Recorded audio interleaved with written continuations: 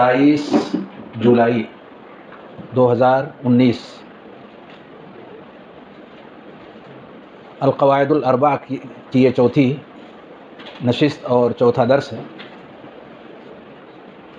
لشیخ الاسلام محمد بن عبد الوہاب کی۔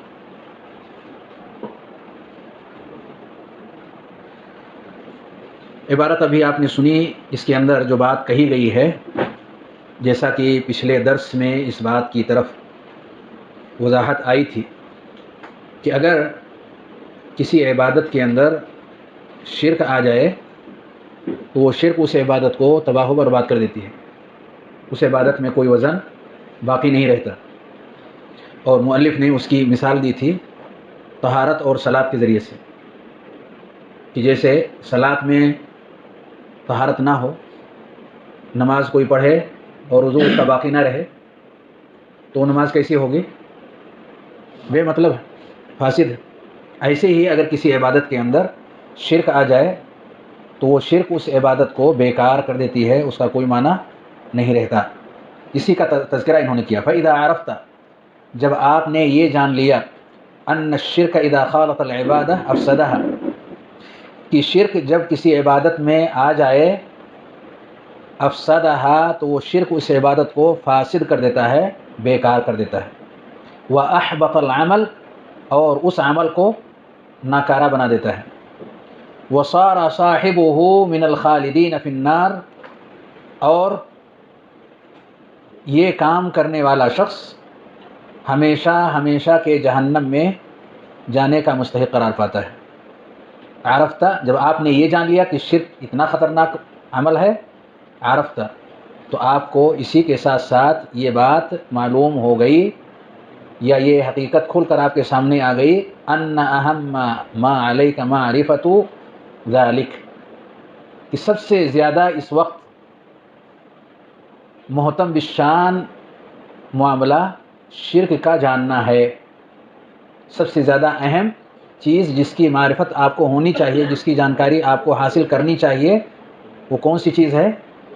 شرک کی جانکاری، کیونکہ شرک کے آنے سے عبادت بیکار ہو جاتی ہے۔ جب یہ معلوم ہوا کہ ہماری ساری محنت بیکار، تو جس چیز کی وجہ سے یہ محنت بیکار جا رہی ہے اس کو ہم پہلے سمجھ لیں، وہ ہے کیا چیز، یعنی وہ شرک کسے کہتے ہیں۔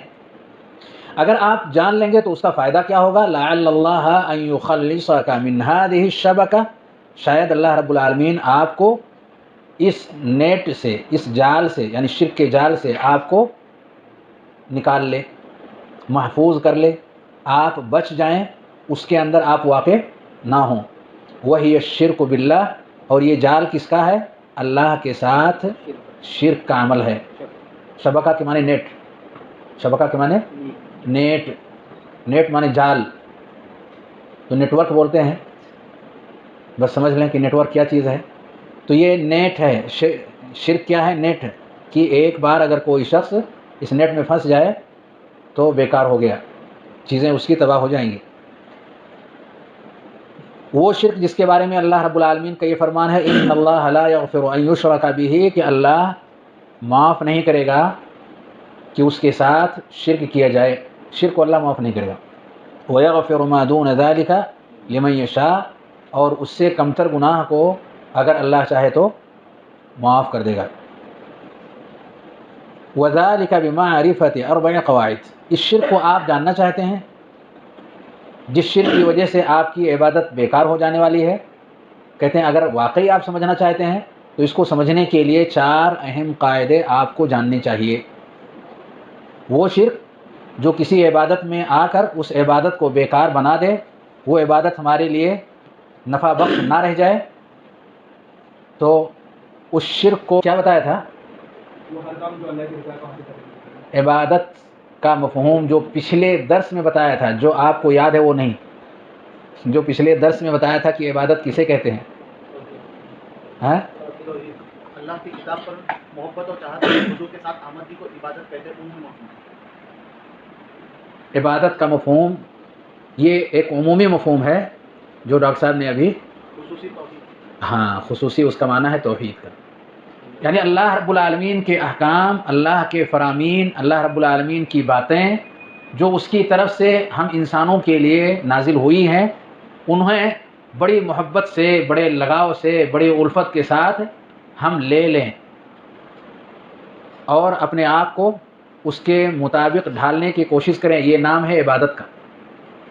اپنے آپ کو کے اندر فرما برداری کا اعلیٰ ترین جذبہ پیدا کر لیں ان فرامین کے حوالے سے جو اللہ رب العالمین کی ہم انسانوں کے لیے نازل ہوئی ہیں. تو رب کے فرامین کے ساتھ ہمارا معاملہ کیسا ہو، اسی کا نام عبادت ہے. اللہ رب العالمین کے جو بھی احکام ہیں، جو بھی فرامین ہیں، ان احکام اور فرامین کو بڑی محبت، بڑے لگاؤ، بڑے تعلق کے ساتھ قبول کر لینا. یہ قبول کر لینے کا جذبہ، انقیاد کا یہ جذبہ، ماننے کا یہ جذبہ، یہ دراصل عبادت کا عام مفہوم ہے. پھر سے دہراؤں،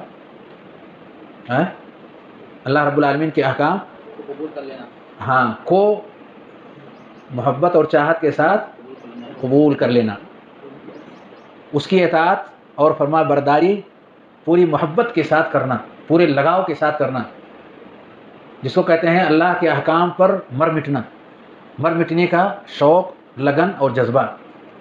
رب کے احکام اور فرامین کو دل کی گہرائیوں میں جگہ دے لینا. کیا نام ہے اس کا؟ عبادت کا عام مفہوم. خاص مفہوم کیا ہے؟ توحید. خاص مفہوم توحید. یہ بھی بتایا تھا کہ توحید کا معنی کیا ہے. ہاں، عمومی اور خصوصی معنی. جی، عمومی معنی کیا ہے قاری صاحب؟ آپ تھے نا پچھلے درس میں؟ نہیں تھے. ہاں، جو لوگ تھے، عمومی معنی کیا تھا توحید کا؟ بحقہ، افراد اللہ بحقہ. جی، عمومی معنی یہی ہے، افراد اللہ بحقہ. خصوصی معنی کیا ہے؟ بس یہی جو عمومی معنی ہے اسی سے لگ کر کے خصوصی معنی بھی ہے، بالعبادہ.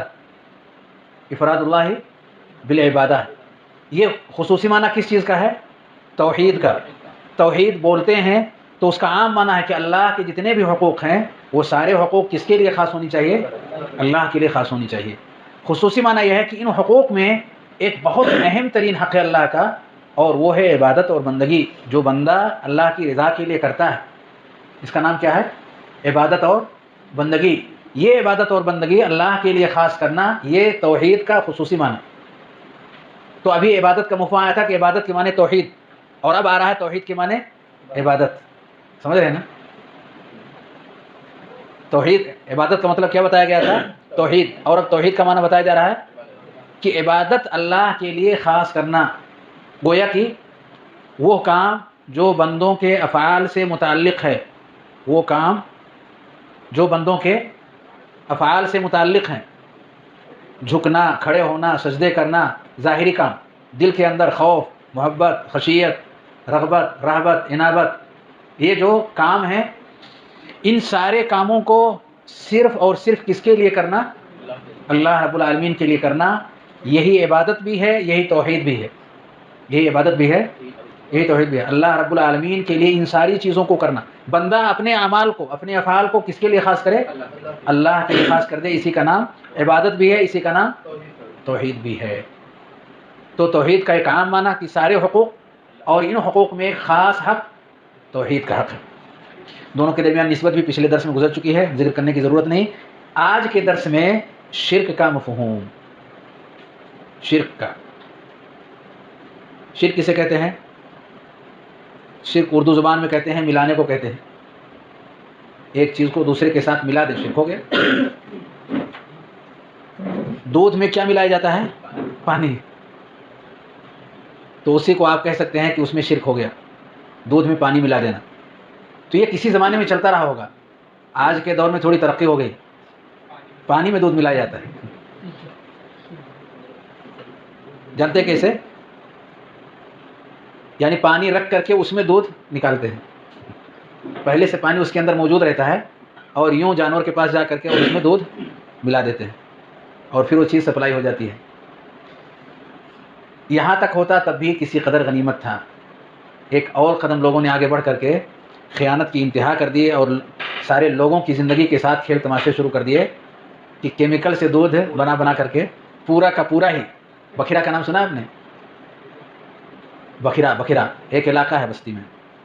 تو لوگ کیا کرتے تھے، جب لینا ہوتا کسی سے تو ترازو یوں کر کے لیتے، اور جب دینا ہوتا تو ترازو یوں کر کے دیتے. تو یوں کر کے کتنا آئے گا؟ کچھ نہیں آئے گا، رکے گا ہی نہیں اس پر. یوں کریں گے تو سب بھر کر کے آئے گا، آپ کو لینا ہے اور لوگوں کو دینا ہے تو یوں کر کے دینا ہے، اس میں کچھ نہیں آتا. یہ سب معاملات جب زور پکڑتے ہیں تو وہ معاملہ ہوتا ہے جو ان لوگوں کے ساتھ ہوا، لوگوں کو دھسا دیا گیا. اللہ حفاظت فرمائے. یہ ہے شرک. کیا ہے شرک؟ ملانا. مٹانے والا کہاں گیا؟ یہ چلے گئے. پر شرک کا جو مفہوم ہے شریعت کی زبان میں وہ کیا ہے؟ ہاں، شرک کا مفہوم اللہ رب العالمین کی عبادت میں کسی اور کو، اللہ رب العالمین کی عبادت میں ہاں؟ اللہ رب العالمین کی عبادت میں کسی کو شریک کرنا. جو چیزیں اللہ کے لیے خاص ہیں اس کا حق کسی اور کو دینا. شیخ آپ نے بتایا تھا کہ جیسا توحید کو سمجھے اس کا بس بس بس بس بس شرک کو سمجھنا عمومی خصوصی دونوں میں. جی جی، یہ عمومی معنی ہے. جعل شیء جعل شیء من حق اللہ لغیرہ. اللہ کا جو حق ہے اس میں سے کچھ حصہ کسی اور کے لیے کر دینا. اللہ کے حقوق بہت ہیں، ربوبیت بھی اسی کا حق ہے، اسماء و صفات بھی اسی کا حق ہے، الوہیت اس کا، یہ سارے حقوق اللہ کے. اس کے حقوق میں سے کہیں بھی کچھ بھی حصہ کسی اور کے لیے اگر کیا جائے اس کا کیا نام ہے؟ شرک. کون سا شرک؟ چھوٹا موٹا، بھاری والا، شرک اکبر. اور جو خصوصی معنی ہے یہ ہے خصوصی معنی، عبادت اللہ کی رہی. جعل شیء من العبادۃ لغیرہ. جعل شیء من العبادۃ یعنی من عبادت اللہ لغیرہ. پہلے والے میں کیا ہے؟ اللہ کا حق جو کہ رب کا ہے، اس کا اپنا حق ہے، اس میں کسی اور کو ساجی کر لینا کوئی بھی حصہ. اور خصوصی جو معنی ہے کہ ان سارے حقوق میں جو ایک خاص حق اللہ رب العالمین کی عبادت اور بندگی ہے جو بندے کرتے ہیں، تو بندے اللہ سے بھی مانگے اور غیر اللہ سے بھی مانگے. یہ کس کا عمل ہے؟ بندے کا عمل ہے جس کا نام عبادت. تو اس عبادت میں اللہ کے ساتھ ساتھ کسی اور کو بھی ملا لیا جائے تو یہ شرک کا خصوصی معنی ہے. یعنی ان دونوں معنوں کے اندر شرک بولا جاتا ہے. کبھی عمومی معنی مراد لیا جاتا ہے اور کبھی ایک خاص معنی. یہ سارا کا سارا شرک اکبر ہی کہلائے گا. یہ بھی شرک، یہ بھی شرک، یہ دونوں کے دونوں شرک، یہ دونوں کو دونوں شرک اکبر ہیں. کیا معنی ہے شرک اکبر کے؟ مؤلف نے ذکر کیا دو کام ہوتا ہے شرک اکبر میں، ابھی آپ لوگوں نے پڑھا. نمبر ایک عمل، ہاں عمل بیکار، جو کچھ کیے سب افسدہ، اس کو بیکار کر دیا. دوسرا ہاں صار صاحبہ من الخالدین فی النار، ہمیشہ ہمیشہ کے جہنم میں اس کو ڈال دیا جاتا ہے. شرک کے حوالے سے ایک بات اور بھی کہ اگر شرک کسی عبادت کے اندر شرک آ جائے تو عبادت کا کیا حال ہوگا؟ ہاں، مجھے ایسا لگتا ہے جیسے پچھلے درس میں اس سے متعلق کچھ باتیں آئی تھیں. شرک کے اندر ہے تو اس کا عمل برباد ہوگا، ایمان عمل برباد ہوگا اور وہ خالدین فی النار نہیں ہوگا، اور ایمان برباد نہیں ہوگا. شرک کے اکبر سے کوئی بھی عمل قبول نہیں ہوگا. چلیے کوئی بات نہیں، اس کو دہرا لینے میں کوئی حرج نہیں. شرک کا اثر عمل کے اوپر، شرک کا اثر عمل کے اوپر. اگر ہمارے عمل میں شرک آیا تو اس عمل کا کیا حال ہوگا؟ اگر ہمارے عمل میں شرک آ جائے، ہمارے عمل میں اگر شرک آ جائے تو اس عمل کا کیا حال ہوگا؟ اگر آپ یہ کہتے ہیں سب بیکار ہو جائے گا تو جواب غلط. اگر کہیں گے کچھ نہیں ہوگا تو بھی جواب غلط. صحیح جواب کیا ہے؟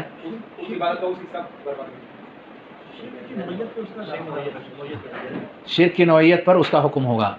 جیسے شرک اکبر ہے یا شرک اصغر؟ جی. شرک اکبر ہے تو اس کے سارے اعمال برباد ہیں، اور شرک اصغر سے ممکن ہے کہ اس کا پورا عمل برباد ہو یا اس کا کچھ حصہ ضائع ہو. حسن حسن، یہ تفصیلی جواب صحیح ہے. اور ہمیشہ جہنم میں نہیں رہے گا، وہ اس کا ایک ایڈیشنل اس کا شاید پوائنٹ بتایا گا. پر ابھی اس کے بارے میں میں نے سوال نہیں کیا تھا. شرک اصغر، ہاں، ابھی جو میں نے سوال کیا عمل کے بارے میں سوال کیا کہ اگر شرک عمل میں آئے گا تو اس عمل کا کیا بنے گا، باقی شرک کے ذریعے سے کیا کیا نقصانات ہیں، یہ سوال دوسرا ہو گیا. ابھی سوال صرف اتنا ہے کہ اگر عمل میں شرک آئے تو عمل کا کیا حال بنے گا. یہ تفصیل جو آپ نے ذکر کی ہے یہ تفصیل بہت بہتر ہے. کیا تفصیل؟ کہ اگر وہ شرک اکبر ہے تو عمل مکمل بیکار ہو جائے گا. اگر کسی عمل میں شرک اکبر داخل ہو جائے تو پورا کا پورا عمل بیکار اور اس کا کوئی فائدہ کوئی نفع انسان کے لیے باقی نہیں بچتا۔ دوسرا یہ کہ اگر وہ شرک اصغر ہے تو جتنے حصے میں عمل کے جتنے حصے میں شرک اصغر ہے اتنا حصہ بیکار ہوگا، جتنے حصے میں شرک اصغر ہے اتنا حصہ بیکار ہوگا، باقی حصہ سلامتی کے ساتھ برقرار رہے گا۔ جیسے ریا کا مطلب دکھاوا، کسی کام کے پیچھے دکھاوے والی کوئی کیفیت دل میں آ جائے، دکھاوے والی کوئی کیفیت دل میں آ جائے تو ایسے موقع پر اگر یہ کیفیت کسی عمل کے آغاز ہی میں شروع ہی میں یہ کیفیت پیدا ہوئی تو پورا کا پورا عمل بیکار جائے گا، ہمارے لیے کچھ بھی اس میں سے فائدہ نہیں ہوگا، کیونکہ نبی صلی اللہ علیہ وسلم نے کہا، اللہ رب العالمین فرماتا ہے ترکتہ و شرکا، کہ اگر شرک آیا تو ہم اس عمل کو کیا کریں گے، چھوڑ دیں گے، تو وہ عمل ہمارے کام میں نہیں آ سکتا، بیکار ہوگا۔ پر اگر ہم نے عمل کا کچھ حصہ سلامتی کے ساتھ گزارا اور کچھ حصے میں شرک کی نحوست داخل ہو گئی تو جتنے حصے میں شرک اصغر نہیں تھا یعنی دکھاوے کی کیفیت، وہ حصہ ہمارے لیے مفید ہوگا، وہ حصہ ہمارے لیے فائدہ مند ہوگا، اللہ رب العالمین کے یہاں قابل قبول ہوگا، اس کا اعتبار ہوگا۔ لیکن وہ حصہ کہ جس میں یہ ملاوٹ آ گئی ہے تو وہ حصہ ضائع ہو جائے گا۔ تو کیا کسی عمل کو دو حصوں میں یا دو سے زیادہ حصوں میں تقسیم کر سکتے ہیں؟ بے شک تقسیم کیا جا سکتا ہے، اعمال کو مختلف حصوں میں تقسیم کیا جا سکتا ہے۔ جیسے کہ اللہ رب العالمین نے یہ نہیں کہا کہ قرآن کی ایک آیت پڑھیں گے تو آپ کو ایک اجر ملے گا یا 10 نیکی ملیں گے، کہا ایک حرف بھی اگر آپ پڑھیں گے تو اس پر کیا دے گا، اللہ اجر دے گا۔ نماز میں آدمی کرتا کیا ہے، کچھ پڑھتا ہے کچھ کرتا ہے، ان سب پر اس کو کیا ملے گا، اجر ملے گا۔ لیکن یہ اجر کا سلسلہ کہاں بند ہوگا، جہاں رب کی رضا کے راستے میں رکاوٹ آ جائے گی، وہاں سے یہ سلسلہ اسٹاپ ہو جائے گا۔ پھر اس کے بعد جو کچھ بھی پڑھے گا یا جو کچھ بھی کرے گا اس پر کچھ ملنے والا اس کو نہیں ہے، سب بیکار جا رہا ہے۔ وہ جھک رہا ہے اس پر بھی کچھ نہیں مل رہا ہے، وہ پڑھ رہا ہے اس پر بھی کچھ نہیں مل رہا ہے، تو وہاں سے کوئی چیز اس کو ملنے والی۔ مثال کے طور پر 2 رکعت ہم نے پڑھی ٹھیک ٹھاک، تیسری رکعت میں یہ بیماری داخل ہو گئی، تو اب تیسری اور چوتھی اگر اس بیماری کے ساتھ قائم رہی تو وہ دونوں ہمارے مصرف میں نہیں، پہلے کی دونوں رکعتیں ہمارے مصرف میں ہوں گے۔ اگر فرض نماز میں یہ کیفیت آ جائے، کیا اس نماز کو دہرائیں گے؟ نہیں۔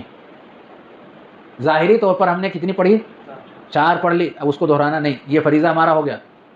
کچھ لولا ہے، کچھ لنگڑا ہے، کچھ اندھا ہے، کچھ کانا ہے، کچھ بہرا ہے، کچھ صحیح ہے، یہ اسی کیفیت میں اللہ رب العالمین کے یہاں ہمارا یہ فریضہ پہنچے گا اور ہمیں اس کا جواب دینا ہوگا کہ اس کو آپ نے چوٹ کیوں پہنچائی، اس کو دکھ آپ نے کیوں پہنچایا، اس کو کمی کرنے والا عمل آپ کی طرف سے کیوں آیا، یہ سب اللہ رب العالمین ہم سے فریضہ ہے اس لیے پوچھے گا۔ اس کے بعد اسی فریضے کو ہم ٹھیک کرنا چاہیں کہ لاؤ پھر سے اس کو پڑھ دیتے ہیں، وہ چلا گیا آپ کے کھاتے میں جمع ہو گیا، اب دوسرا اس کھاتے کی جگہ نہیں لے سکتا، نوافل ہوں گے، اس کے بعد آپ نوافل ہی پڑھ سکتے، فریضہ صرف ایک بار، ایک وقت کا فریضہ کتنی بار، صرف ایک بار۔ صحیح پڑھیں الحمدللہ، غلط پڑھے ہیں اس میں ملا کے پڑھے ہیں تو ساری کی ساری چیزیں ہماری حقارت اور بیکار جائیں گی، ہمیں اللہ رب العالمین سے توبہ و استغفار کرنا چاہیے۔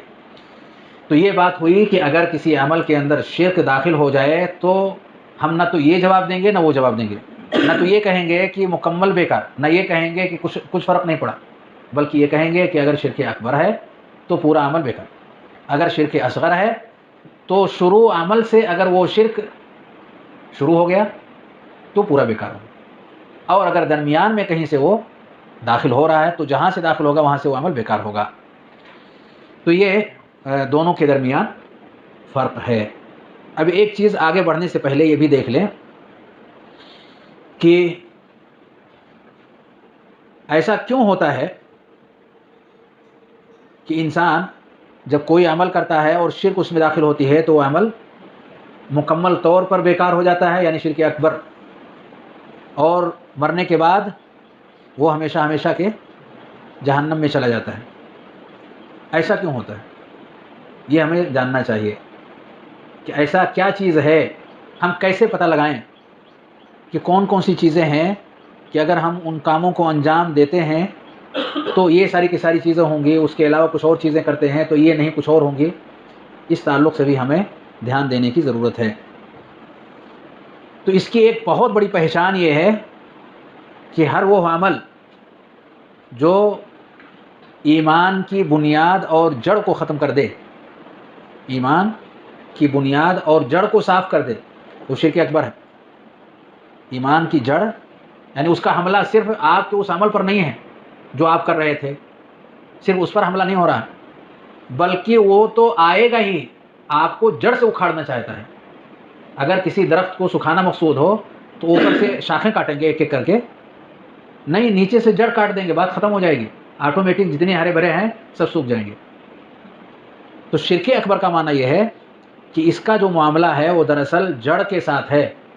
تو کوئی بھی عمل یا کوئی بھی بات یا کوئی بھی عقیدہ انسان کے اس ایمان کو جڑ سے، اصل سے، بنیاد سے ختم کر دے، وہ شرک اکبر ہے۔ اور اگر جڑ برقرار رہے، اوپر کی یہ شاخ کٹ گئی، وہ سوکھ گیا، وہ کٹ گئی، وہ سوکھ گیا، وہ اگر کچھ اس طرح کا معاملہ پیش آئے تو وہ شرک اصغر ہوگا، یعنی جو اس کی جڑ پر حملہ نہ کرے، جڑ اپنی جگہ پر سلامت رہے، برقرار رہے، لیکن اس کی شاخوں پہ حملے کرے، تو جہاں اس کے حملے ہوں گے وہاں وہ تباہی آ جائے گی، اور جہاں نہیں ہوں گے وہ اپنی جگہ پر سلامت رہے گی۔ اس کو کمال ایمان کہتے ہیں۔ پہلے کو کیا کہتے ہیں؟ اصل ایمان، اور دوسرے کو کیا کہیں گے؟ کمال ایمان۔ یہ ہے شرک اکبر کا، اور یہ ہے شرک اصغر کی پہچان۔ یعنی ایمان کی جڑ اگر ہمارے اس عمل یا ہمارے اس عقیدے یا بات سے متاثر ہوتی ہے تو وہ شرک اکبر ہے جس نے ہم کو ہلا دیا۔ لیکن اگر جڑ پہ حرف نہیں پڑتا، اصل پہ، بلکہ وہ چیز جو ہم کو مکمل کرنے والی تھی وہ ناقص اور ادھوری ہو رہی ہے، تو اس کی بنیاد پر ہمارا ایمان سلامت رہے گا، پر وہ چیز جہاں پہ یہ شرک آئی وہ تباہ و برباد ہو جائے گی، وہ سلامت نہیں رہے گی۔ دونوں میں فرق سمجھ میں آیا؟ دونوں میں فرق سمجھ میں آیا؟ اگر ایک شخص غیر اللہ کے سامنے ہاتھ پھیلائے، اس سے اولاد مانگے، نظر و نیاز اس کی کرے، تو یہ ایسا عمل ہے جو اس کی جڑوں کو کھوکھلا کرنے والے ہے۔ یہ وہ ایسا عمل ہے، کسی کا سجدہ کر لے تو اس کو کون سا شرک کہیں گے؟ شرک اکبر۔ یہ اس کے اصلی، یہ نہیں کہ خالی وہ جو آپ نے کیا وہ بیکار گیا۔ اور اگر ایک شخص ایسا ہے جس نے جھوٹ بولا،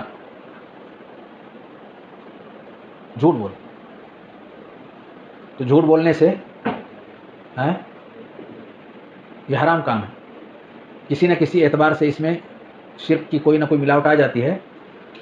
پر شرک اصغر کی جو واضح مثال ہے کہ دکھاوے کے لیے، سننے اور سنانے کے لیے، اور لوگوں کے ذریعے سے کچھ اس کے پیچھے حاصل کرنے کے لیے اس کام کو انجام دے، دنیا طلبی اس کام کے پیچھے، تو یہ جو مقصود ہے انسان کا اس عمل کے ذریعے سے، تو یہ اس کے اس کمال درجے کا جو ایمان ہے اس کو نقصان پہنچائے گا، یعنی کامل درجے کا یہ مومن نہیں ہوگا۔